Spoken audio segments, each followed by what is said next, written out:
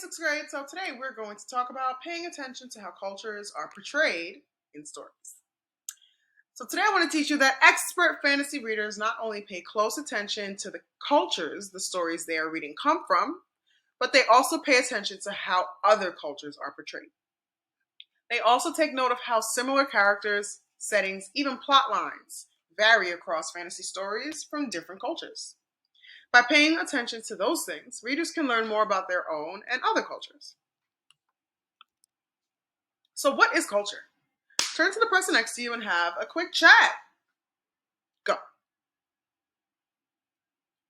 Great. So many of you said a combination of things. That culture is a makeup of the way that a group of people live. Their language, the way they eat, the way they live, the way they celebrate, their mannerisms, the way they dress, the way they practice religion, etc.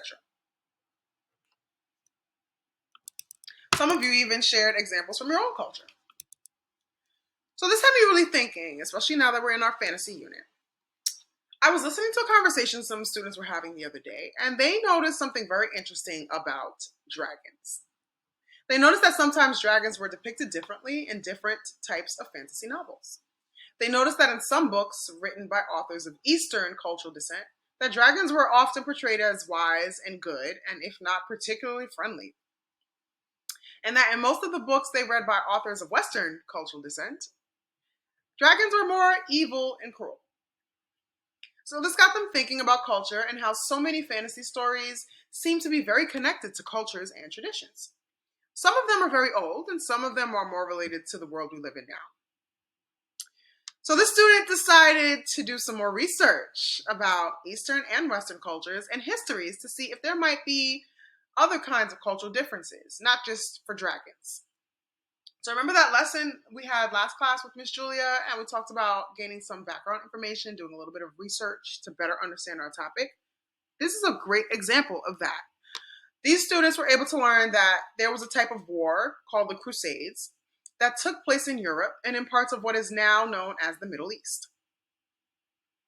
Then they started to wonder, are there any more relationships between how dragons are included in stories symbolically? Like maybe because Eastern tradition held dragons in such a high esteem that Western tradition included them in stories as the enemy, as a way to symbolize their dislike for each other.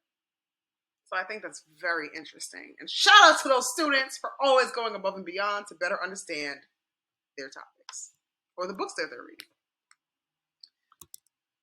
So all literature teaches us something about the culture that the text is coming from. What is especially interesting about looking at culture in fantasy stories is that since everything or anything can be made up in fantasy, including the way people dress, the words they use, the food they eat, the homes they live in, and even the way they act, these books have a unique way of giving a window into culture, whether it's our own culture or one that's new or less familiar to us. Let's look at some more examples. So we're going to pay close attention to how cultures are portrayed in stories. And you're also going to consider how those characters, settings, and plot lines may vary across stories and cultures.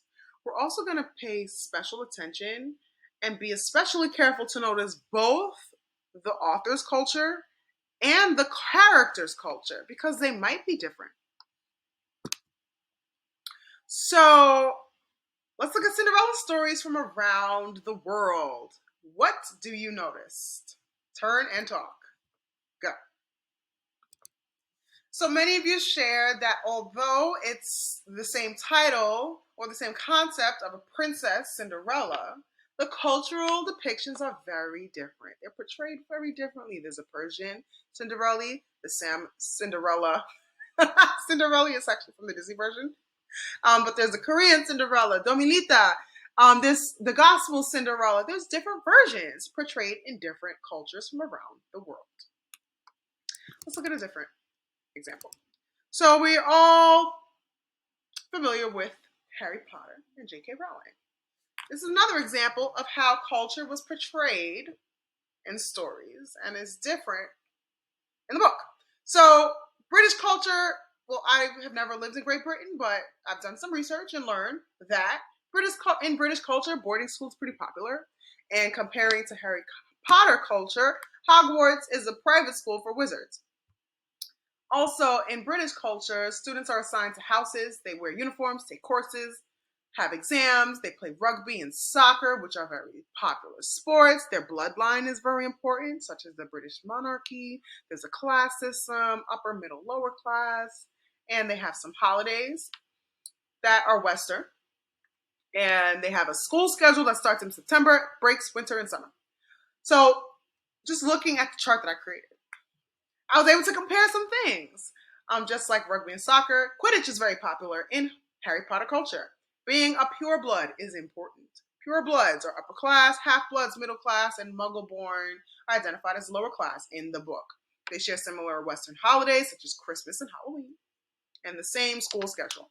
So what message is J.K. Rowling sending to us readers about British culture? Turn and talk to the person next to you. Go. So I heard you all say many things, but I believe I heard one person at least say that British culture is very much like Harry Potter culture. It's very structured, very proper. And those are my words I'm using. But you get the gist.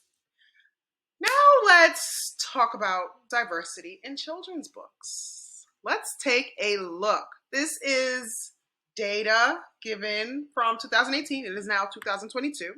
But this was the percentage of books depicting characters from diverse backgrounds based on the book statistics from publishers in 2018. Okay, so just by looking, you'll notice that 1% of books represented American Indians or First Nations, 5% represented Latinx cultures, 7% represented Asian Pacific Islander and Asian Pacific Americans, 10% represented African American culture, and 27% represented characters as animals. The other 50%, which is exactly half for our math wizards, were represented as white. So for our final turn and talk, I would like you to discuss which cultures are not being represented. Go.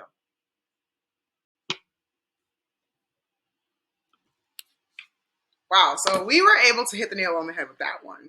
So please, please, please, we're going to continue paying attention to how cultures are portrayed in stories. We're going to consider how characters, settings, and plot lines may vary across stories and cultures, and be especially careful to notice both the author's culture and the character's culture. They might be different. Right now, Ms. Victime is reading Tomi Adeyemi's Children of Blood and Bone, and I love it.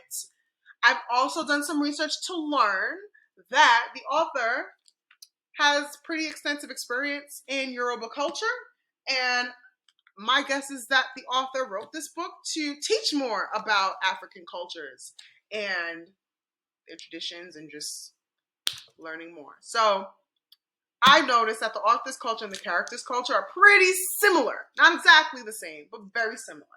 And I hope you can continue doing this thinking work in your own books. See you next time.